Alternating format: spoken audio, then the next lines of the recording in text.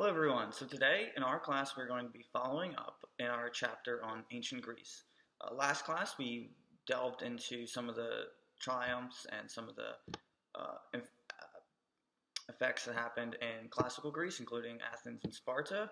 And today we're covering one of the most prominent figures in Greece and really the whole ancient world, and that's going to be Alexander the Great. Who here recognizes Alexander the Great? As a show of hand, can somebody show me? Could you tell me a few things that he was famous for or that he may be doing? Okay, example, yeah, he's a famous conqueror. He led a big battle. Now, to understand why Alexander the Great was such a prominent figure, you kind of have to go to where we left off in the last class and how powerful city-states in ancient Greece also had power come and go over time. So, for example, at this point, Alexander's father, Philip, who was a Macedonian and was a league of one of the largest and most well-trained armies in Greece. And at this time, there was a very large power shift, and Philip was essentially one of the most powerful people in Greece and the whole ancient world. And in sewing with Alexander the Great and how he came to power, you have to see Philip and his aspirations. So, for example, Philip had an axe to grind and was a major goal of his to conquer or at least attack Persia, which is the continent that covered Iran, stretched from the Turkey, modern-day Turkey, all the way to India, or modern-day India. So who here could tell me why, based on last class, why Philip may have had a issue with the Persians? As a show of hands. So possibly because he was just powerful and he wanted to be the top power and not have another rivaling power. That's another good guess, but there may be something that's even more traced back to exactly why he wanted to. Okay, exactly, the Peloponnesian War, which was famously shown in the movie 300, but is also a famous conflict where Athens and Sparta allied and then had war against Persia, but also in this long conflict between the two countries, or two nations, the Persians did a lot of damage and were a constant threat to the Greek mainland. And Philip, having such a nationalistic and pride for Greece, wanted to put an end to this and felt as the time was right. So this was the stage that was set for Alexander's rise. He had his father Philip, who was poised to make a push into Persia. He had a lot of control in the Greek city-states. However, he was not a autonomous dictator. He just had a lot of autonomous dictator. He was just very powerful.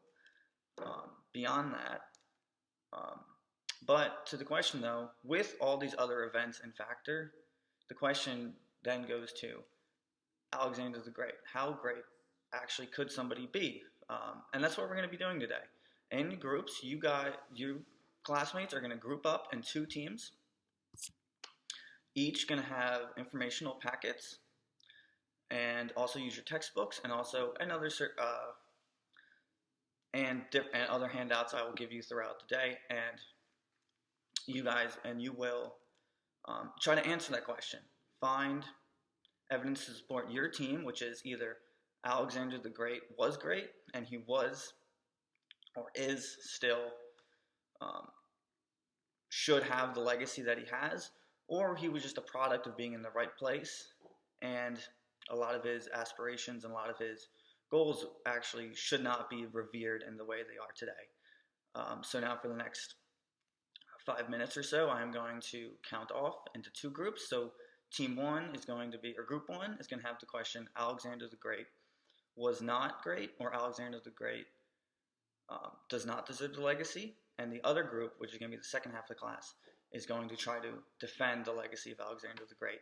Now, even if you do not necessarily agree with the stance that your team has, you're gonna play devil's advocate in sorts. So try to support the team and form an argument, even if it may not be exactly what you believe. But hopefully, by seeing the materials there, you'll be able to feel more confident about what your team's stance is. Okay, I'll be right back. Okay, everyone, now that you've broken up into the two groups, I'm going to go over the 5 points that are going to be key for this debate. So, with Alexander the Great, there are many things that he has claimed fame to, but also there are also many detractors. So, all of these talking points are both supported and disputed by historians, which have been written about plenty of times. So, there's much conjecture with this. However, hopefully from this class, you guys will do the job as a historian and seek to find the truth. So for the first debate that you guys will be taking, also for the debate, in your subgroups, you will split apart with each topic to 2 to 3 of you, depending on how we were able to split up the class. So the first one was Alexander the Great an admirable leader who had character, who even today generals should and are aspiring to be like, or was he rash? Was he make poor decisions? Through the material, you're going to be able to explore that specific component to him. Another one is how great or how famous could somebody be from the empire that they built when the majority of it might have been inherited from his parents, and that being King Philip. The Macedonian army and the money and the means to go on the war was something that Alexander did inherit from King Philip after his assassination. However, Alexander the Great also did so much with this army, so it kind of is up in the air around what you will draw as your conclusion or how you'll be able to defend each point. Another one to how Alexander the Great was as a military leader. Was he brave or was he reckless? So for that subsect, you're going to look at the specific battles that Alexander took part in and see, was he outsmarting his opponents, or did he just be fortunate and find himself in a position where his opponents made mistakes or were just incompetent? Another one is with Alexander the Great and how his conquest ended up.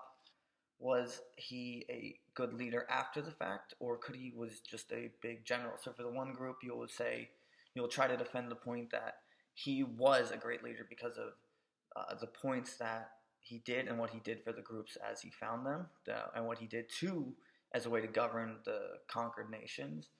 Or was it just a ticking time bomb in a way that was poorly thought out over time? And the last point, so the fifth one, was also towards how he progressed throughout the journey. So for one group would say that he was primarily given a good position, but was also lucky. So that would be the detractor group. A lot of the times in these events that came upon him, he found circumstances that you cannot just count on. Another one was that, or was his strategy that much more advanced than his contemporaries at the time? So for this portion, we have the 5 talking points and the 5 detracting points. Each group will have 30 minutes to go through the materials that I had provided. Oh, and one more talking point actually, so is that, are the sources about Alexander the Great reliable? So for those 2 groups, you'll have sources that talk about the primary sources that prove or at least describe Alexander the Great. And if they're something that we can trust today, using our critical thinking ability to think if the person is a reliable narrator, or that it was a work at the time, or even a work well in the future, say because many people speaking on Alexander the Great were not of the time, can they be trusted, and can they give an accurate portrayal of these events? So that's actually the last group. But yes, so back to 30 minutes. I want at least 3 to 4 points for each debate topic. and you will be able to use your your graphic organizers that I also will hand out to organize those points. And then at the end of that, I will go over the rules for the debate. If you have any questions, I'll be floating around the classroom. And if you need any pointers too, I'll help give you questions to help other elements to consider for your debate points. Okay, so now after I have moderated the debate between the two groups, the group to defend Alexander the Great as being great and deserving of the legacy, and the group B, which believed that there is a more complicated history there with Alexander the Great, and that at the very least people should re-examine how they view historical figures. I think it was a great debate. Now, as a show of hands, who thinks that Alexander the Great is deserving of the great title? Okay? Okay? And now, everyone put your hands down. And now, who believes that he is not as great as the name implies? Okay?